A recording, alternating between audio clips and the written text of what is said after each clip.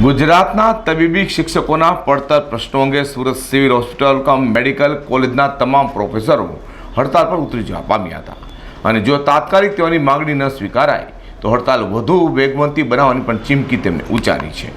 ગુજરાતના તબીબી શિક્ષકોના પડતર પ્રશ્નો અંગે સુરત સિવિલ હોસ્પિટલ કમ મેડિકલ કોલેજના તમામ પ્રોફેસરો હડતાલનું રણસિંગ ફૂંક્યું છે। તબીબી શિક્ષકો દ્વારા બંધ કરાયેલા લાભો શરૂ કરવાની માંગ સાથે વિરોધ કરવામાં આવી રહ્યો છે। આજે નોન કોવિડના તબીબોએ હડતાલ સાથે કામકાજ શરૂ રાખાયું છે। આવતીકાલથી કોવિડ હોસ્પિટલમાં પણ તબીબીઓ કામથી દૂર રહેવાની વાત કરી રહ્યા છે, જેથી દર્દીઓને હેરાનગતિનો સામનો કરવો પડી શકે છે। તબીબો દ્વારા સાયકલ યાત્રા યોજીને ડીનની ઓફિસ સુધી પ્રદર્શન યોજ્યું હતું। સાંજ સુધીમાં નિર્ણય ન આવે તો ભજન સંધ્યા યોજાશે। તો અંગે ડૉક્ટર પારુલ વડગામે જણાવ્યું હતું કે આજ દિન સુધી તમામ વ્યાજબી અને ન્યાયિક પ્રશ્નો વિભાગ દ્વારા હલ કરવામાં આવ્યા નથી।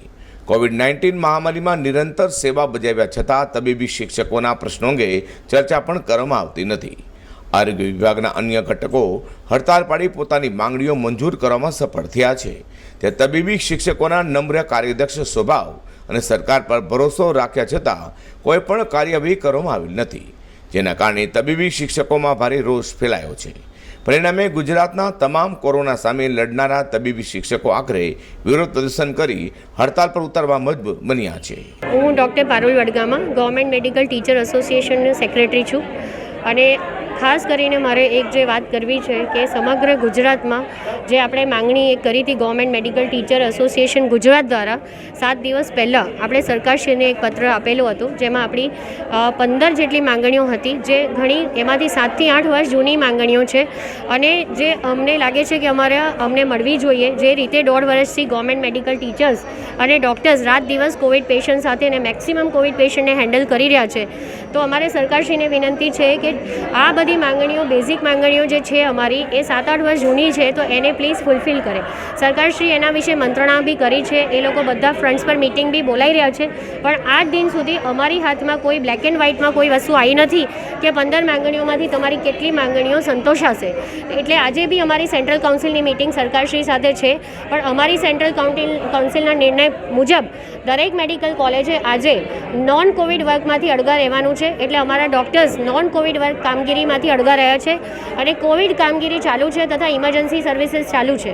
અમને આશા છે કે સાંજ સુધી કંઈક અમને પોઝિટિવ રિઝલ્ટ મળશે અને જો નહીં મળશે તો પછી કાલે ના છૂટકે અમારે કોવિડ સર્વિસીસ અને ઇમરજન્સી સર્વિસીસ બી બંધ કરવી પડશે। આમ તબીબોએ કેટલીક માંગણીઓ કરી છે, જેમાંથી તમામ એડહોક તબીબી શિક્ષકોની સેવા વિનિયમિત કરવામાં આવે, એક જ સ્થાયી ઠરાવથી આદેશ કરી નિયમિત કરવામાં આવે, રેગ્યુલર તબીબી શિક્ષકોની બાકી રહેલા સેવા વિનિયમિત અને સેવા સંલગ્નના ઓર્ડર કરવામાં આવે, તેમજ સ્થાયી ઠરાવથી આદેશ કરવામાં આવે।